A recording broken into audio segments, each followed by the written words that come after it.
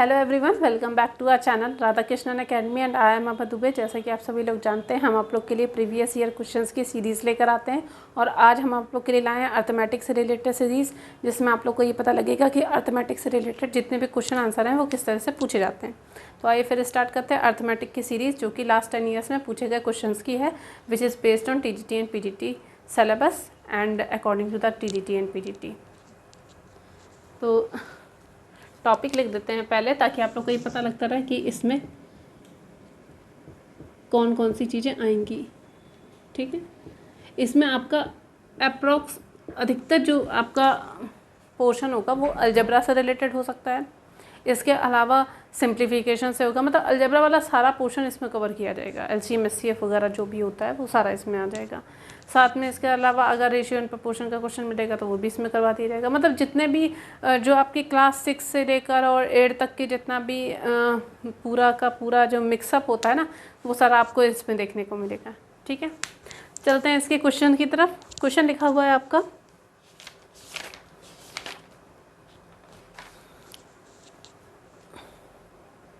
लिखा हुआ है पहले सिंपल से क्वेश्चन से शुरुआत करते हैं।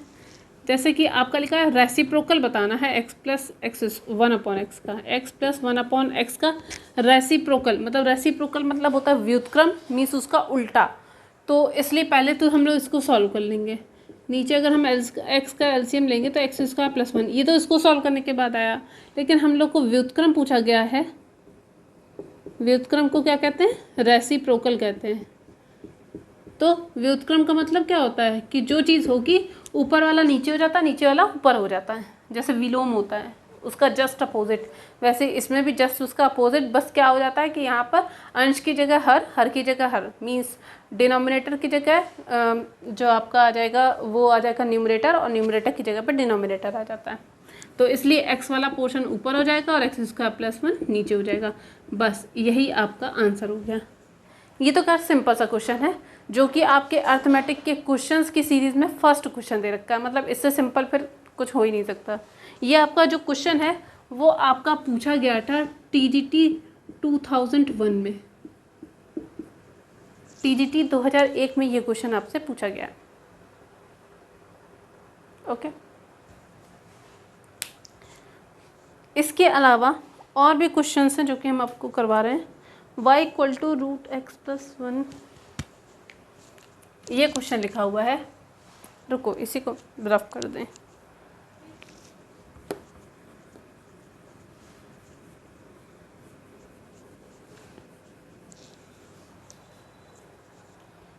ठीक है, क्वेश्चन लिखा हुआ है y = √x + a - √x - a √x + a + √x - a। Find करना है 1 + y² y, 1 + y² y, इसकी वैल्यू आपको निकालनी है।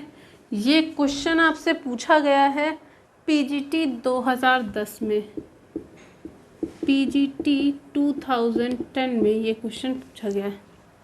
ठीक है, करने का पैटर्न देखिएगा। देखिए, ऐसा जब क्वेश्चन दे रखा था ना न्यूमरेटर और डिनोमिनेटर में, वो भी प्लस और माइनस के फॉर्म में, तो उसको पहले हम लोग उसके कॉन्जुगेट से मल्टीप्लाई कर देते हैं। मीन्स वही पूरी सीरीज रहती है, बस क्या होता है जहाँ प्लस होता है वहाँ माइनस, जहाँ माइनस होता है वहाँ तो माइनस रहेगा ही। खैर, जैसे कि √x + a, माइनस का √x - a है, नीचे लिखा हुआ है x + a + √x - a। इसका मल्टीप्लाई करेंगे तो यहाँ जो बीच में साइन प्लस का था ना, तो माइनस वाले से मल्टीप्लाई करेंगे।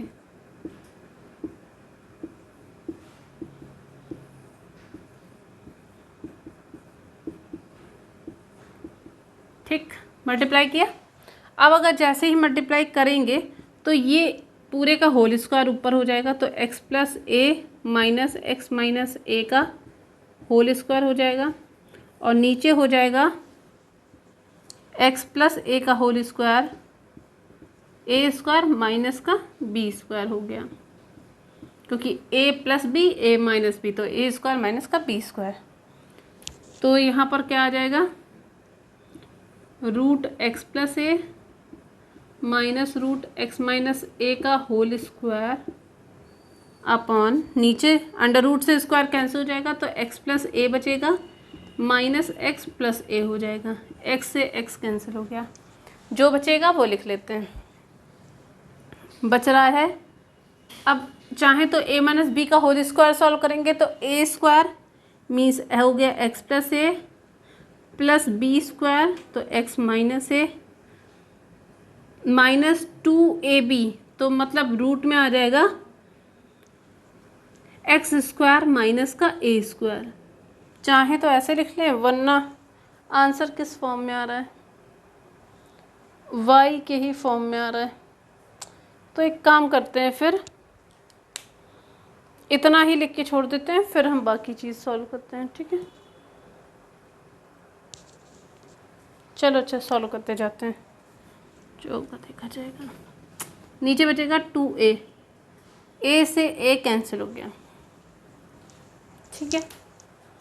अब यहाँ लिखेंगे, यहाँ आ जाएगा y इक्वल टू 2 ब्रैकेट में बचेगा x minus root x square minus का a स्क्वायर अपॉन नीचे लिखा है 2a, ये कैंसिल हो गया तो y इक्वल टू बचेगा x minus root x square minus का a स्क्वायर अपॉन a, ये हो गया। लेकिन अभी हम लोग को फाइंड क्या करना है, 1 plus Y square upon Y, इसको निकालना है। तो y का तो फॉर्म ये आ गया, वाई स्क्वायर निकाल लेते हैं। एक काम करते हैं, इतना लिख कर छोड़ दो, फिर चलते हैं वाई स्क्वायर निकालने के लिए, ठीक है। वाई स्क्वायर अगर हम लोग यहाँ से निकालेंगे तो इसका होल स्क्वायर हो जाएगा, तो x square plus x square minus a square minus का 2x root x square minus का ए स्क्वायर अपॉन ए स्क्वायर हो जाएगा, ठीक। कुछ कैंसिल हो रहा है? नहीं, कुछ भी कैंसिल नहीं हो रहा है।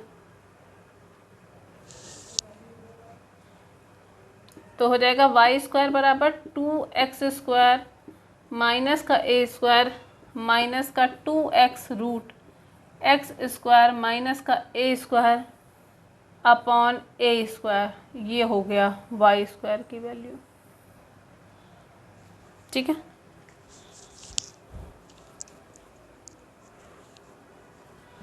लेकिन अभी वैल्यू नहीं आई है, क्योंकि अभी हम लोग ने वैल्यू पुटअप नहीं की। अब हम चलते हैं वैल्यू पुटअप करने के लिए।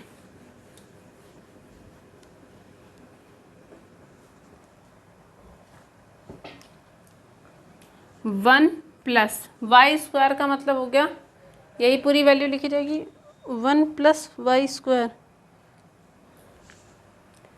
ठीक। इतना लिख के छोड़ दिए। चाहे तो हम लोग वाई स्क्वायर की डायरेक्ट वहाँ वैल्यू पुटअप करो, या फिर अगर हम चाहेंगे तो हम इसको अलग अलग भी लिख सकते हैं, ठीक है, आपकी मर्ज़ी। अगर हम इसको अलग अलग भी लिखना चाहते हैं, मीन्स आपका जो 1 plus Y square upon Y है, इसको अगर हम अलग अलग लिखेंगे तो ये बच जाएगा 1 अपॉन वाई प्लस वाई।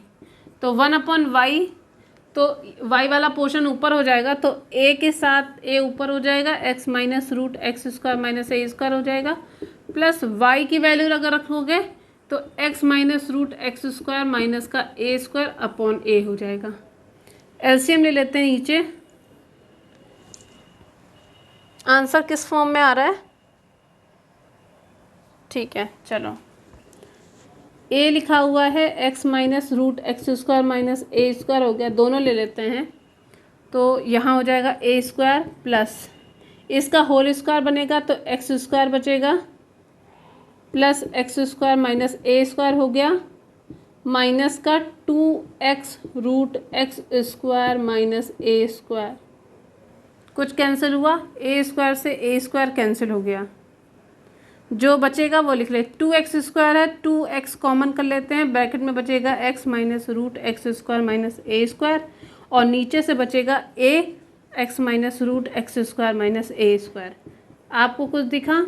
मेरे को तो दिखा, मैंने कैंसिल कर दिया। तो आपका आंसर क्या बचेगा, 2x अपॉन a, और यही आपका आंसर है, 2x अपॉन a। देख रहे हैं आप, जितना लंबा क्वेश्चन है उस हिसाब से उसका आंसर छोटा है, लेकिन इसका मतलब ये नहीं है कि ये क्वेश्चंस सिंपल नहीं है। ये क्वेश्चन सिंपल है, बस ये है वहाँ का पैटर्न थोड़ा सा अलग है।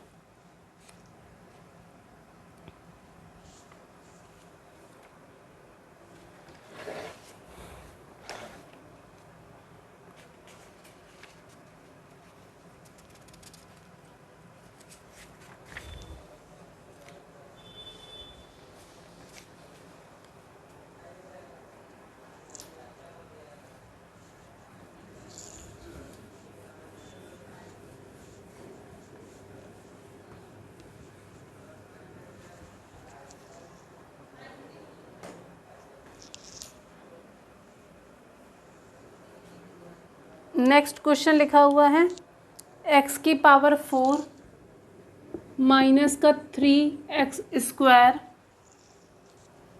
प्लस 6x माइनस 5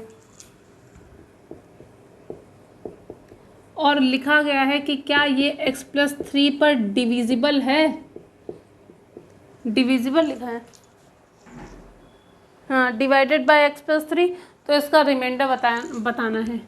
लिखा गया है कि ये डिवाइडेड है इससे, अगर है तो आपको रिमाइंडर बताना है कि कितना होगा। ये क्वेश्चन आपसे पूछा गया है टीजीटी 2004 में। ये क्वेश्चन आपका आया है टीजीटी 2004 में।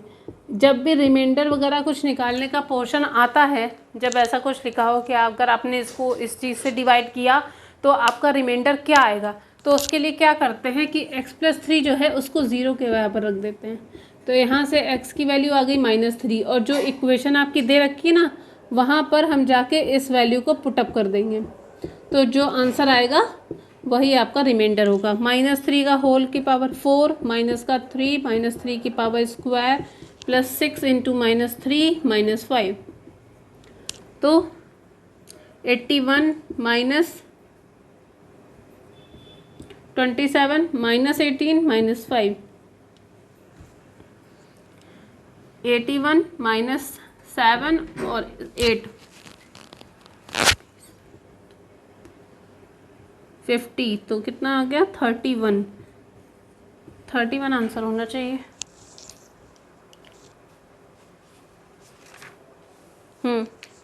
ये हो गया आपका आंसर। ठीक है, इस तरह के क्वेश्चंस जो हैं वो आपके पूछे जाते हैं, बहुत ज़्यादा आते हैं।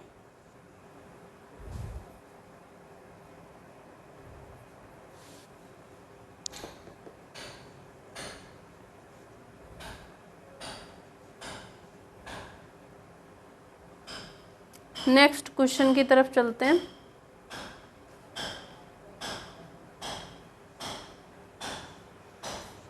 अर्थमेटिक्स में आपके मेंसुरेशन से रिलेटेड भी प्रॉब्लम्स आ सकती हैं।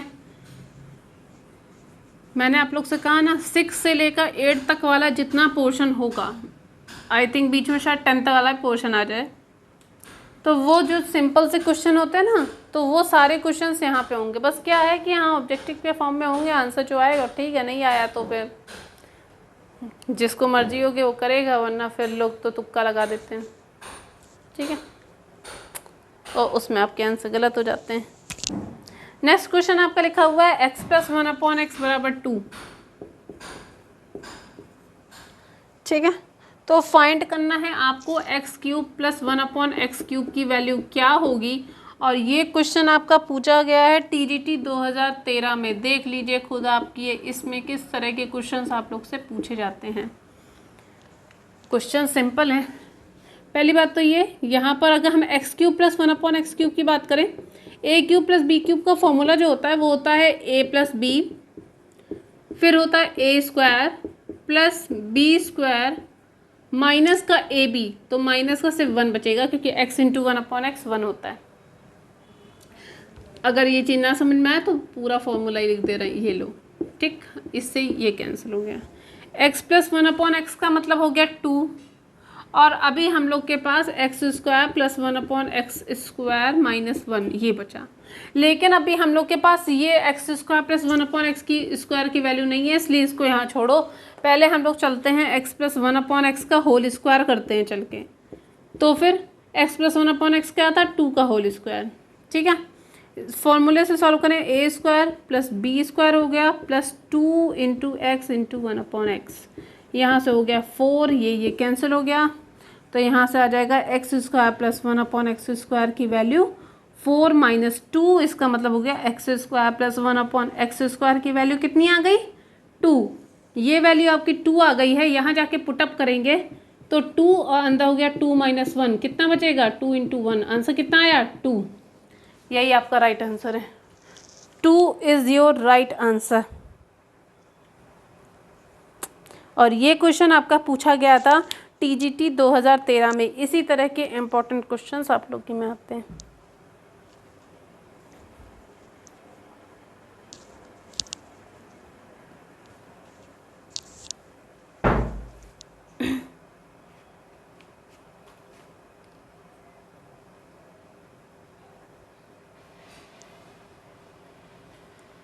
नेक्स्ट क्वेश्चन की तरफ चलते हैं।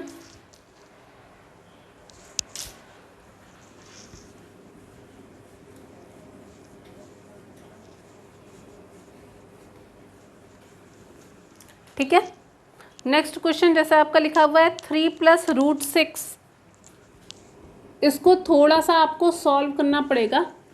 3+√6 अपॉन लिखा है 5√3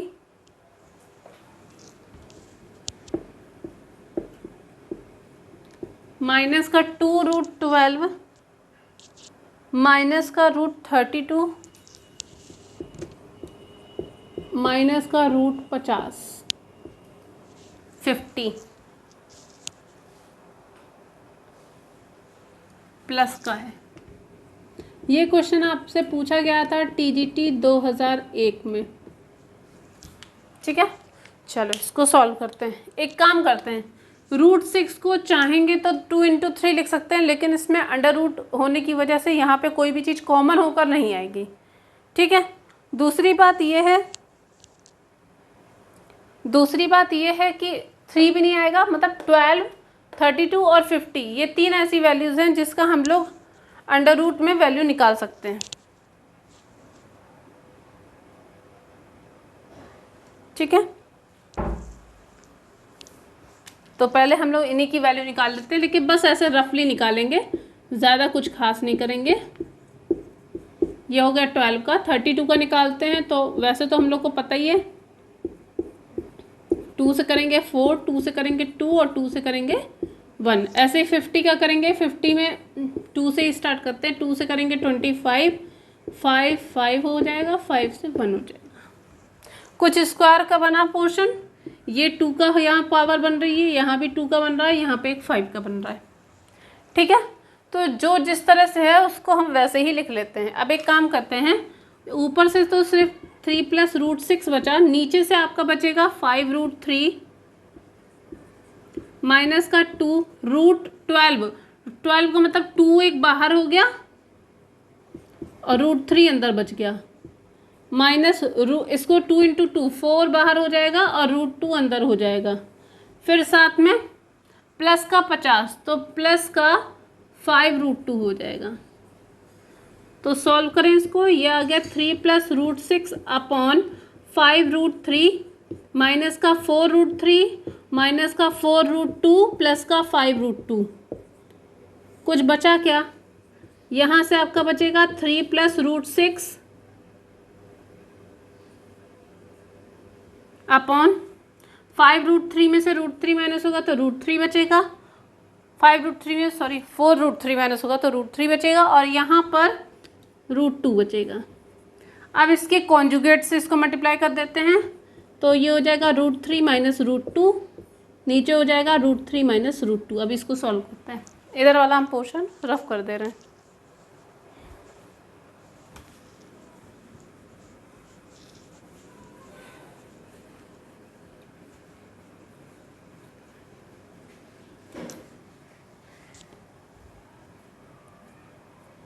मल्टीप्लाई करें, 3√3 माइनस 3√2 प्लस √18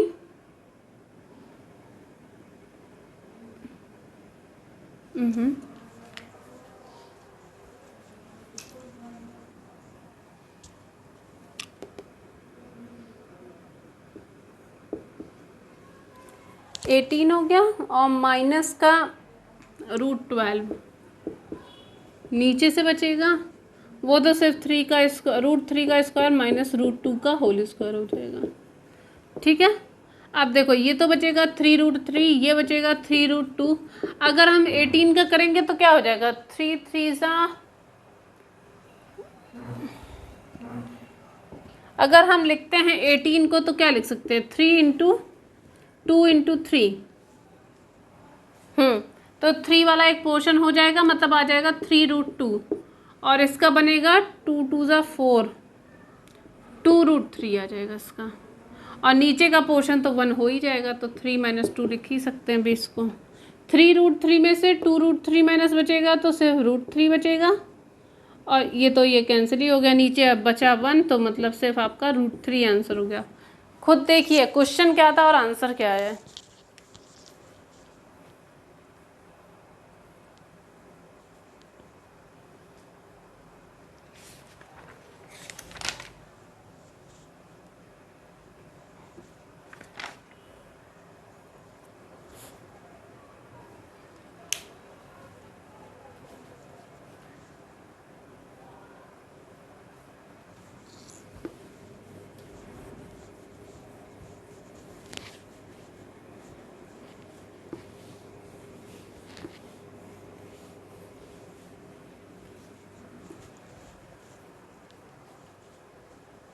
चलो नेक्स्ट क्वेश्चन आपका लिखा हुआ है, the radius and height of a height circular cone are in ratio 5:12 if its value of 314 metre cube then the slant height. मतलब आपका रेशियो जो दे रखा है, मतलब अनुपात, वो रेडियस और हाइट का दे रखा है, मीन्स त्रिज्या और ऊंचाई का दे रखा है।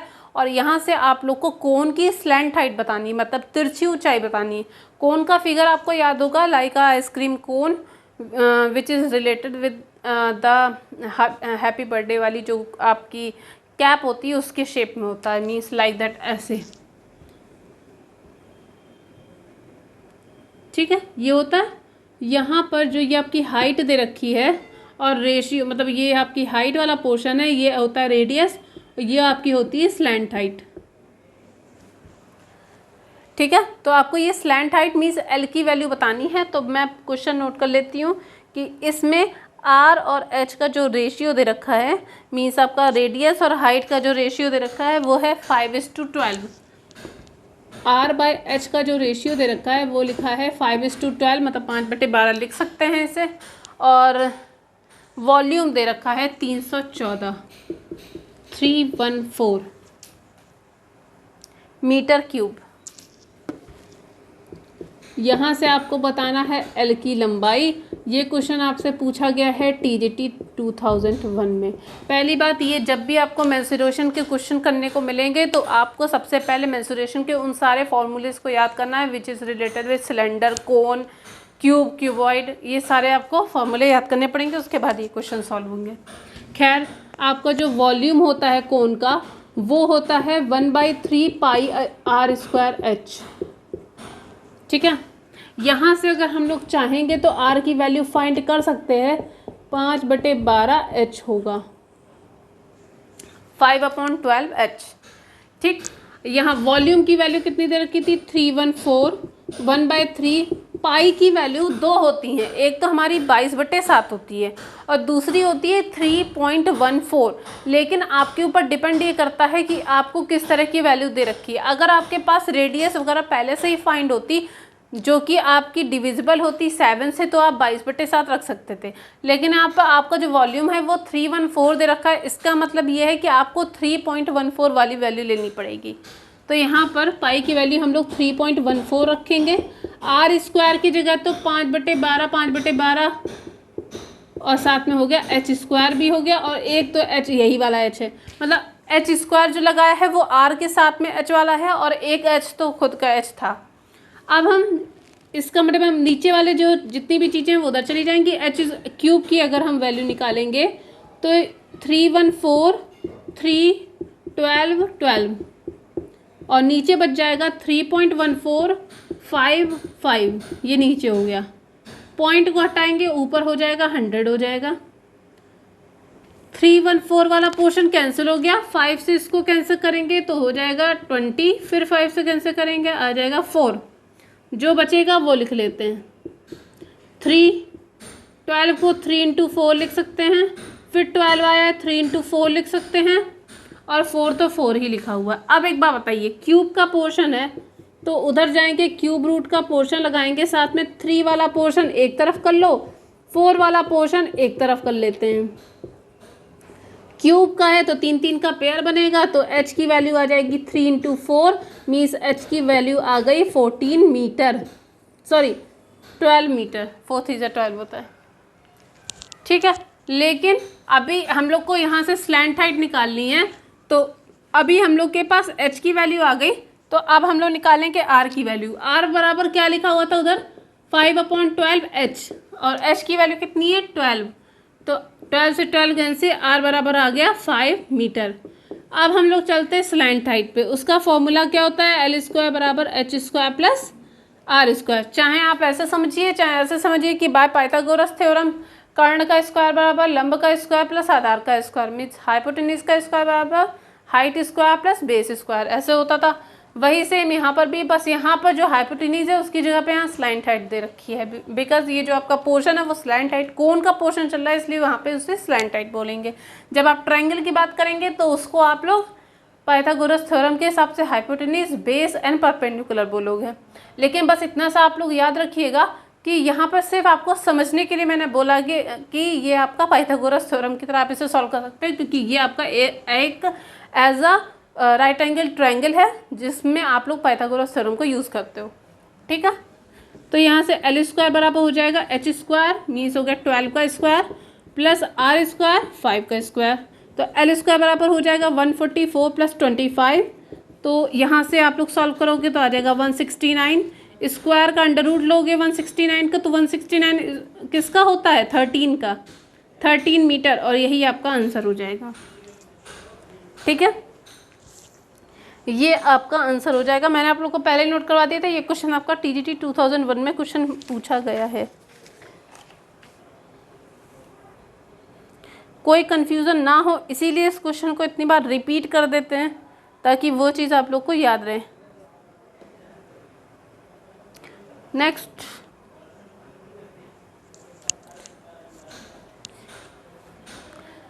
इतना याद रखिएगा कभी भी जब भी आपसे क्वेश्चन दिए जाएंगे तो इतना याद रखिएगा, चाहे भले इनके क्वेश्चंस के सॉल्यूशन छोटे होंगे लेकिन थोड़े से ट्रिकी टाइप के होंगे, क्योंकि कोई भी इंसान आपको 4 नंबर फ्री में नहीं देगा। इसलिए क्वेश्चंस को समझने की कोशिश कीजिएगा, उसके बाद लगाने की कोशिश कीजिएगा ताकि आप लोग को किसी तरह की कोई कन्फ्यूज़न ना रहे। ठीक है,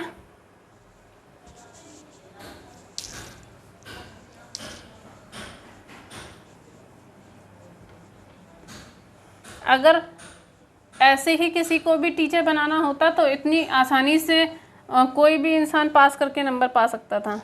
लेकिन आप लोग को इसमें थोड़े से क्वेश्चंस पर भी ध्यान देना है कि इसमें किस तरह के क्वेश्चंस आप लोग से पूछे जाते हैं, किस लेवल पे पूछे जाते हैं, कैसे सॉल्व करना है।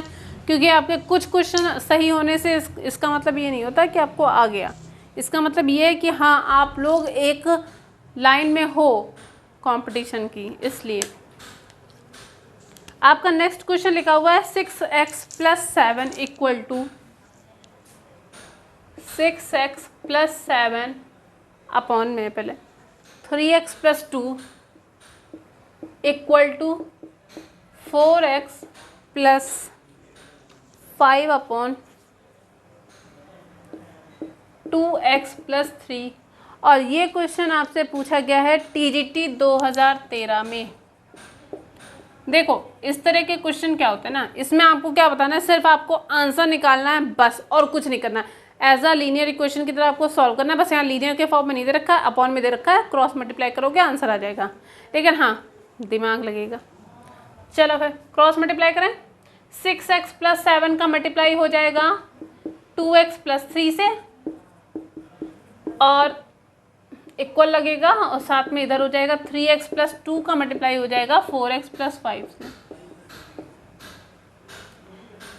12x², 18x, 14x, 21, 12x², 15x + 8x + 10। ये सॉल्व करना इसलिए नहीं बताया क्योंकि सबको पता रहता है, आप लोग बीएससी पास आउट होके आए होंगे या बीए पास आउट होके आए होंगे, जो भी इंसान टीजीटी मैथ्स के लिए अप्लाई कर रहा है उन्हें पता है कि इसको मल्टीप्लाई कैसे करना है। फिर भी नहीं पता, फिर भी एक बार बता दे रहे हैं कि पहले आप एक चीज़ पकड़ोगे, दूसरे वाले से मल्टीप्लाई करोगे, फिर प्लस के साथ में इसको लोगे, फिर इससे मल्टीप्लाई करोगे। एक एक चीज़ को साथ में लेकर चलना है जिससे आपका आंसर आ जाए। शायद 6 ना दिख रहा हो, बड़ा बड़ा लिखते हैं, ओहो। चलो 12x² कैंसिल, और कुछ कैंसिल हो रहा है नहीं। 18 और 14 दोनों के साथ में x है तो ऐड होके कितना आएगा, मिनट 32x हो गया प्लस 21 इक्वल टू 15 और 8 23x प्लस 10 32x माइनस का 23x 10 माइनस 21 32 में से 23 माइनस होगा 9x बचेगा, इधर से हो जाएगा माइनस का 11 x इक्वल टू आ जाएगा माइनस का 11/9। ये आंसर है आपका। ये क्वेश्चन TGT 2013 में पूछा गया था।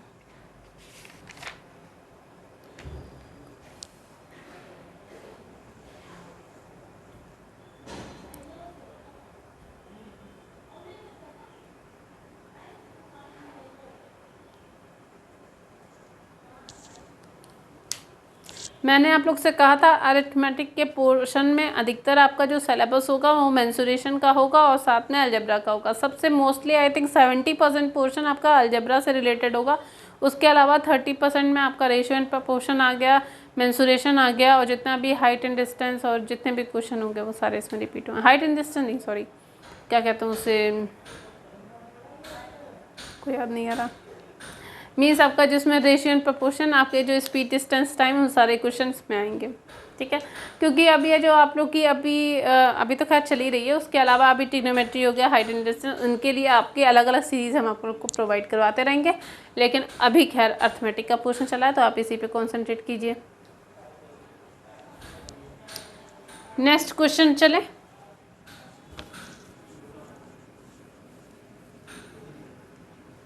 आई थिंक अर्थमेटिक को मिटा देना चाहिए ताकि क्वेश्चंस नीचे तक आ सकें। थोड़ा ऊपर से लिखेंगे ना तो ज़्यादा सही है। खैर, नेक्स्ट क्वेश्चन आपका दे रखा है, a बराबर लिखा हुआ है √2 + 1/√2 - 1,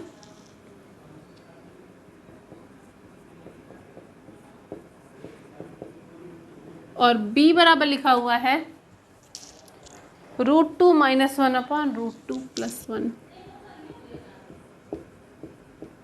आपको वैल्यू निकालनी है a² + ab + b² की वैल्यू फाइंड करनी है, और ये क्वेश्चन आपसे पूछा गया है TGT 2010 में। वैसे आप लोगों ने एक चीज़ नोटिस की, क्वेश्चंस इतने टफ नहीं हैं, लेकिन अगर आप लोगों ने पूरा पोर्शन पहले से ही पढ़ रखा है तो आप लोग के लिए ये चीज़ें एकदम नॉर्मल हैं। लेकिन जिन लोगों ने उस टाइम सिर्फ ऐसे ही पास कर लिया, उन लोग के लिए दिक्कत है। ऐसे ही मतलब जिन्होंने चीटिंग की हो, या जो बच्चे ध्यान से ना पढ़े हो, सिर्फ पास होने के लिए पढ़े, उनकी बात कर रहे हैं। ठीक है, चलो फिर वैल्यू पुटअप करते हैं। a² + ab + b² की वैल्यू निकालनी है। डायरेक्ट वैल्यू रखते हैं, बाकी कुछ नहीं करेंगे। √2 + 1/√2 - 1 का होल स्क्वायर प्लस ab का मतलब हो गया √2 + 1/√2 - 1 और √2 - 1/√2 + 1 प्लस b का मतलब हो गया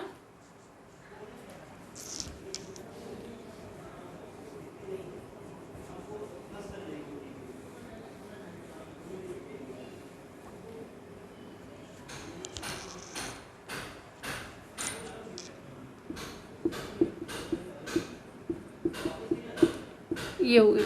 ठीक है, देन सॉल्व इट। ऊपर सॉल्व करोगे √2 का होल स्क्वायर 2 + 1 + 2√2। नीचे सॉल्व करेंगे तो 2 + 1 - 2√2। ये किससे सॉल्व किया? a + b का होल स्क्वायर, a - b का होल स्क्वायर। यहाँ तो ये कैंसिल हो जाएगा तो आ जाएगा 1 प्लस यहाँ हो जाएगा 2 + 1 - 2√2, और यहाँ हो जाएगा 2 + 1 + 2√2। कुछ कट रहा है क्या? कुछ कट नहीं रहा है, बट ऐड तो हो ही जाएगा। 3 + 2√2, 3 - 2√2 + 1 + 3 - 2√2,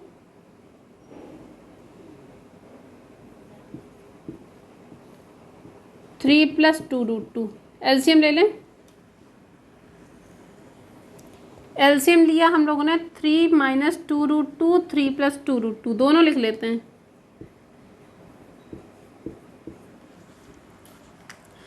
तो आपका ऊपर बचेगा 3 + 2√2 का होल स्क्वायर,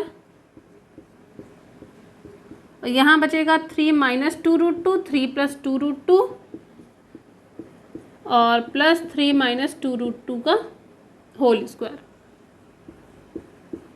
ओके, तो अब यहाँ पे सॉल्व करते हैं। 9 + 8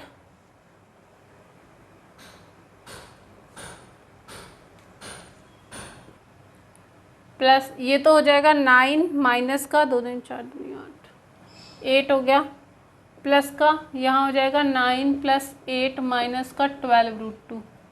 नीचे बचेगा सिर्फ 9 - 8।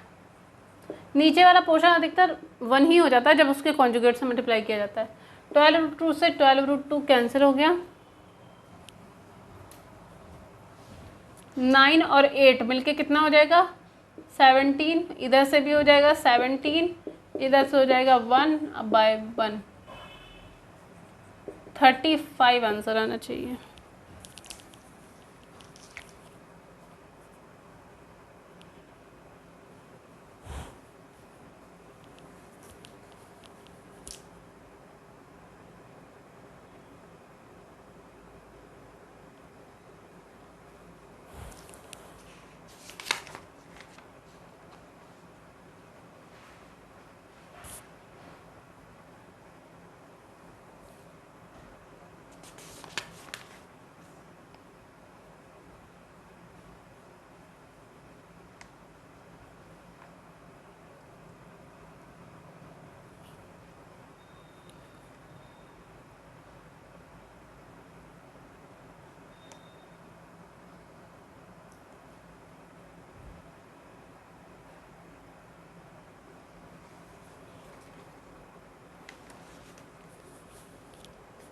नेक्स्ट करें।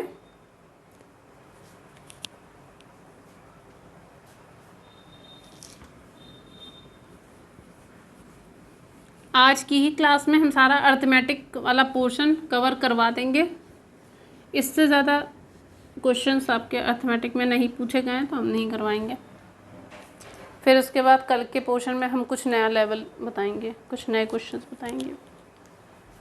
ये आपका क्वेश्चन लिखा है a/3 b/4 c/7। आपको वैल्यू फाइंड करनी है a + b + c/c की। यह क्वेश्चन आपसे पूछा गया है TGT 2011 में। खैर, यहाँ मैंने आगे का पोर्शन इसलिए छोड़ा है क्योंकि जब भी आपसे इस रेशियो की बात की जाए ना तो इसको आप कुछ मान लिया करो। जैसे इसको हम लोगों ने k माना, तो यहाँ से a/3 भी k के बराबर होगा, b/4 भी k के बराबर होगा और c/7 भी k के बराबर होगा। तो यहाँ से a की वैल्यू आ जाएगी 3k, b आ गया 4k और c आ गया 7k। Then put all these values in this equation, जो आपकी इक्वेशन दे रखी है, लिखा हुआ है a + b + c/c। तो इसका मतलब हो गया a की value 3k + 4k + 7k/7k। Then adding 14k/7k, k is cancel out and 7 is also cancel out with 14। Then आपकी वैल्यू आ जाएगी 2 and this is your right answer. 2 आपका राइट आंसर हो गया। ये क्वेश्चन आपसे TGT 2011 में पूछा गया है।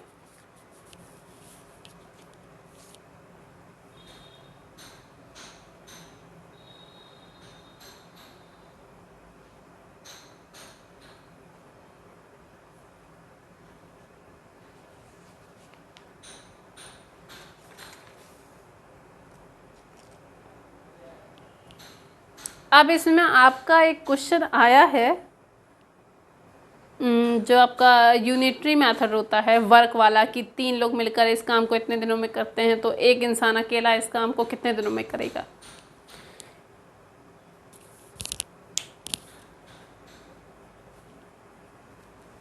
चलो उधर रफ कर देते हैं, फिर इस क्वेश्चन को करवाते हैं। हमेशा याद रखिएगा, अगर किसी इंसान ने ये कह दिया 3 लोग मिलकर इस काम को इतने दिन में करते हैं, तो एक अकेले दिन का वैल्यू निकालने के लिए उसको जस्ट 1 में लिख देंगे। जैसे कि अगर किसी ने कहा कि ABC मिलकर किसी काम को 13 दिनों में करते हैं, तो जब आप A+B+C की वैल्यू लिखोगे ना, तो 13 नहीं लिखोगे, 1/13 लिखोगे, क्योंकि एक दिन का निकालना है। ये आपका क्वेश्चन लिखा है A and B can do a piece of work in 12 days, B and C 15 days में करते हैं, C और A 20 डेज में करते हैं। मीन्स आपके यहाँ पर 2 का कॉम्बो है। कॉम्बो मतलब 2 लोग मिलकर इस काम को इतने दिनों में करते हैं। बस यहाँ पे 2 लोग की जगह पे ABC को रख दिया गया है। खैर चलो, A और B मिलकर किसी काम को 12 दिनों में करते हैं। A और B मिलकर किसी काम को 12 डेज में करते हैं। मैंने कहा ना, नीचे कर लेंगे, 1/12 डेज हो जाएगा। खैर हम लिख नहीं रहे हैं। फिर B और C का लिख लेंगे, और C और A का जो दे रखा है पहले क्वेश्चन वो लिख लेते हैं। A और B मिलकर 12 दिनों में कर रहे हैं, B और C मिलकर 15 दिनों में करेंगे, और ये कर रहे हैं 20 दिनों में। ठीक है, तो आपसे ये पूछा गया है in how many days can A alone do it, मतलब आपको ये निकालना है कि A अकेला उस काम को कितने दिनों में करेगा। और ये क्वेश्चन आपसे TGT 2011 में पूछा गया है। TGT 2011 में ये क्वेश्चन पूछा गया। आपको यहाँ पर A का अकेले का वर्क निकालना है। चूँकि तीनों आपके जो हैं वो कॉम्बो में लिखे हैं, दिख नहीं रहा है क्या? अब दिखेगा। ओके, पहली बात तो ये सबको ऐड कर लें। A+B लिखा है, फिर B+C लिखा है, और C+A लिखा हुआ है। वैल्यू जो है वो लिख लेते हैं, 1/12, 1/15, 1/20। A और A 2A + 2B + 2C equal to, नीचे चाहें तो हम लोग LCM ले सकते हैं। कितना ले लें? 12, 15, 60 ले लेते हैं। 12 से कैंसिल करेंगे, 5 आएगा, 4 आएगा, 3 आएगा। ठीक, 2 कॉमन कर लेते हैं। A + B + C equal to 12/60 cancel करेंगे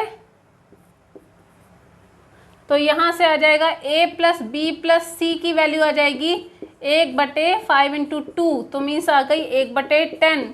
मीन्स A + B + C तीनों का जो टोटल आया है वो आया है 1/10, लेकिन हम लोगों को A का निकालना है सिर्फ, तो इसलिए ये आंसर अभी यहाँ पर ख़त्म नहीं होगा, इसको आगे भी सॉल्व करना पड़ेगा। ठीक है, चलो देखो, हम लोगों के पास लिखा हुआ है A + B + C की वैल्यू लिखी हुई है 1/10। हम लोग को A की वैल्यू निकालनी है, इसलिए इसको छोड़ो, B और C पर जाते हैं। B और C की वैल्यू कितनी लिखी थी? 1/15। तो A ही लिखा है, B की जगह हो गया, B और C की जगह हो गया 1/15। यहाँ लगा है इक्वल का साइन, इधर लिखा हुआ है 1/10। A इक्वल टू लिखेंगे 1/10 माइनस का 1/15 हो जाएगा। A इक्वल टू हो जाएगा, LCM ले लेते हैं, 30 का 3 माइनस का 2 हो गया। A बराबर आ गए 1/30 डेज, लेकिन डेज कभी नीचे नहीं लिखे जाते, तो इसलिए A की वैल्यू कितनी आ गई? 30 डेज, ऐसे लिखेंगे। अरे वो दिन थे, तभी तो हम लोग ने उसको एक दिन निकालने के लिए 1/में में किया था, लेकिन जब आंसर आ गया तो उसे 1/में में नहीं लिखेंगे। सॉरी, ये डेज यहाँ नहीं, नीचे आके जाके वो डेज में कन्वर्ट हो जाएगा।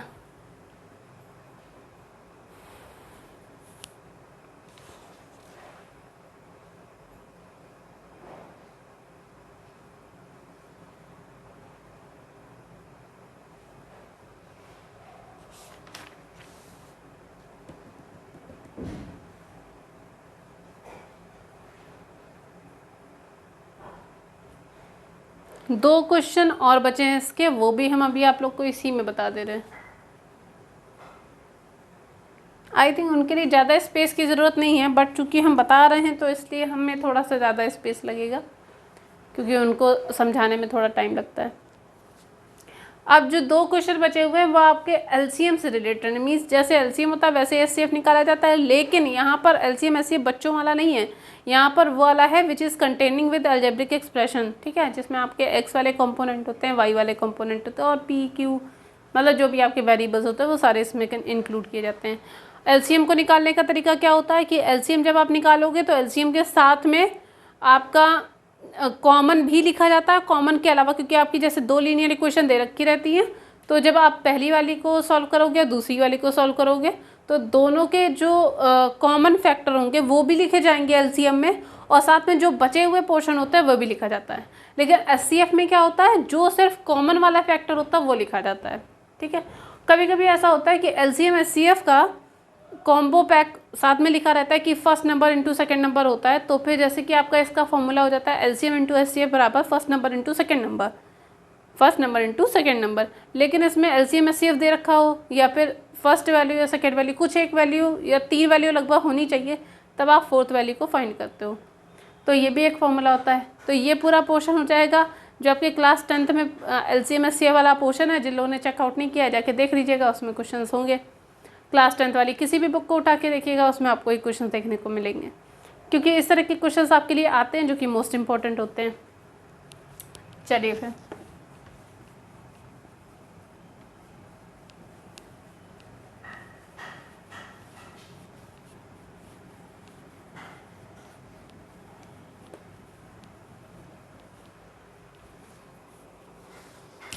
ये आपका क्वेश्चन लिखा हुआ है, एलसीएम निकालना है आपको एक्स स्क्वायर माइनस का वाई स्क्वायर। हम एक काम करते हैं, हम सिर्फ एलसीएम नहीं निकालते, हम सिर्फ आपके लीनियर इक्वेशन लेकर चलती है, हम उससे फिर एलसीएम भी निकाल देंगे और एचसीएफ भी निकाल देंगे, ठीक है। लिखा हुआ है एक्स स्क्वायर माइनस का वाई स्क्वायर, फिर एक लिखा है एक्स क्यूब माइनस का वाई क्यूब, एंड थर्ड लिखा हुआ है एक्स क्यूब माइनस का X square Y minus X Y square plus Y cube, ठीक है। आपका ये क्वेश्चन टीजीटी 2013 में पूछा गया है। चलो सॉल्व करें। A square minus b square x plus y हो जाएगा, एक्स माइनस वाई हो जाएगा। A cube minus b cube x minus y हो जाएगा, x square plus Y square plus x y हो जाएगा। इसको सॉल्व करने का मेथड क्या है ना कि इसमें आप एक्स स्क्वायर कॉमन करो, एक्स माइनस वाई बचेगा, यहाँ से वाई स्क्वायर कॉमन करो, एक्स माइनस वाई बचेगा। तो एक ब्रैकेट में हो गया एक्स माइनस वाई, दूसरे ब्रैकेट में हो गया एक्स स्क्वायर माइनस का वाई स्क्वायर, तो फिर एक्स माइनस वाई, दूसरे ब्रैकेट में X plus Y x minus Y, ठीक है। मीन्स आपके पास जो पोर्शन आ गया वो 3 आया है, एक ये आया है, दूसरा ये आया है, तीसरा ये वाला आया है। ये 3 आए। क्वेश्चन तो आपके यही थे ना, एक ये था, एक ये था और ये एक ये था। इतना सॉल्व करने के बाद ये आया। खैर अब आपसे पूछा गया है एलसीएम बताइए, तो हम एक काम करते हैं, हम एलसीएम एचसीएफ दोनों ही बता देते हैं। एलसीएम भी बता देते हैं और एचसीएफ, पहले ऊपर एचसीएफ लिख देते हैं, वो छोटा होता है, और नीचे हम एलसीएम लिख देते हैं। एचसीएफ एलसीएम का मतलब होता है HCF highest common factor, LCM lowest common factor या लीस्ट कॉमन फैक्टर। एचसीएफ में मैंने कहा था जो कॉमन होता है सिर्फ वही लिखा जाता है। यहाँ पे x प्लस वाई है, यहाँ x प्लस वाई नहीं है तो कैंसिल। यहाँ x माइनस वाई है, यहाँ x माइनस वाई है और यहाँ पर भी x माइनस वाई है। चाहे दो हैं तो क्या हुआ, एक तो है ना कम से कम, तो इसका एचसीएफ तो आ गया x माइनस वाई, ठीक है। अब बचा एलसीएम का पोर्शन, तो x माइनस वाई था वो तो लिखो ही लिखो कम से कम। अब देखो जो जो हो जा रहा है वो कैंसिल करते जाओ, x माइनस वाई वाला पोर्शन हो गया कैंसिल आउट। उसके बाद यहाँ से बचा है x प्लस वाई, वो भी लिखो, तो ये भी चढ़ गया। फिर उसके बाद हाँ ये x प्लस वाई था तो यहाँ पे भी था, कैंसिल किया। फिर ये क्या बचा, X square plus X plus x Y plus Y square, ये भी लिख लिया, ये भी उड़ गया। अब कौन सा बचा, एक बचा x माइनस वाई। चूँकि x माइनस वाई एक बार लिखा था तो यहाँ स्क्वायर कर देंगे, अरे 2 बार लिखने से अच्छा है कि वहीं स्क्वायर कर देंगे, ठीक है। ये आपका हो गया आंसर।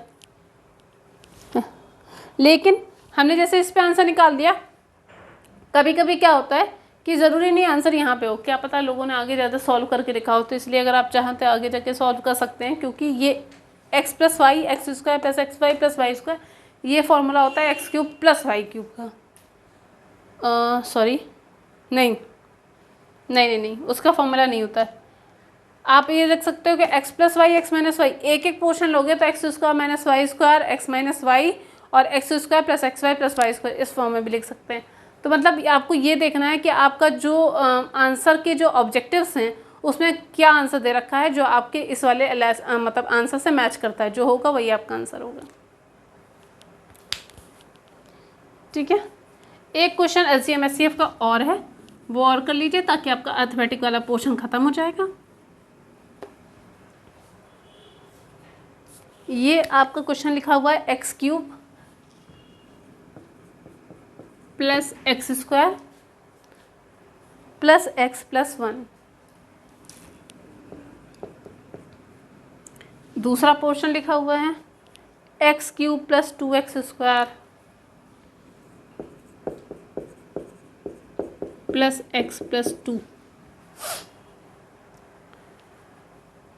आपको इसमें एलसीएम बताना है, चाहे तो आप ये लिख सकते हैं कि आपको एलसीएम एचसीएफ दोनों बताना है। ये क्वेश्चन आपसे टीजीटी 2010 में पूछा गया था, टीजीटी 2010 में ये क्वेश्चन पूछा गया। यहाँ इसलिए मैंने छोटा छोटा सा लिख दिया क्योंकि क्वेश्चन लिखने में फिर जगह नहीं मिलती। खैर, यहाँ पे कॉमन करते हैं, एक्स स्क्वायर कॉमन करेंगे तो एक्स प्लस 1 बचेगा, प्लस 1 कॉमन करते हैं तो एक्स प्लस 1 बचेगा। ये हमने कॉम्बो बनाया है इसका और इसका। यहाँ से हो जाएगा एक्स प्लस 1 एक ब्रैकेट में, दूसरे ब्रैकेट में हो जाएगा एक्स स्क्वायर प्लस 1। यहाँ पर इसी तरह से करते हैं, एक्स स्क्वायर कॉमन करते हैं, इंक खत्म हो गई है, एक्स स्क्वायर कॉमन करते हैं, एक्स प्लस 2 बचेगा, प्लस 1 कॉमन करते हैं, एक्स प्लस 2 बचेगा। एक ब्रैकेट में हो जाएगा एक्स प्लस 2, दूसरे ब्रैकेट में हो जाएगा एक्स स्क्वायर प्लस 1। चलो भाई हम दोनों चीज़ें निकालते हैं। पहले हम निकालते हैं एचसीएफ, फिर हम निकालेंगे एलसीएम। एचसीएफ में जो चीज़ कॉमन होती है दोनों में कॉमन है एक्स स्क्वायर प्लस 1, और एलसीएम में एक्स स्क्वायर प्लस 1 भी लिखा जाएगा, साथ में एक्स प्लस 1 भी लिखा जाएगा और एक्स प्लस 2 भी लिखा जाएगा।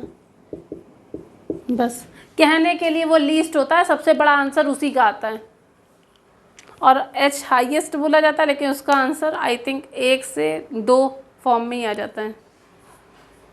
लेकिन ज़रूरी नहीं है कि ये चीज़ सभी के लिए अप्लाई हो, ये अपना अपना एक्सपीरियंस है कि एचसीएफ का आंसर छोटा आता है, एलसीएम का आंसर बड़ा आता है, लेकिन ज़रूरी नहीं, कभी कभी हो सकता है कि एलसीएम छोटा है एलसीएफ बड़ा है, लेकिन नहीं, आई थिंक ऐसा कभी होता नहीं, मैंने नहीं देखा।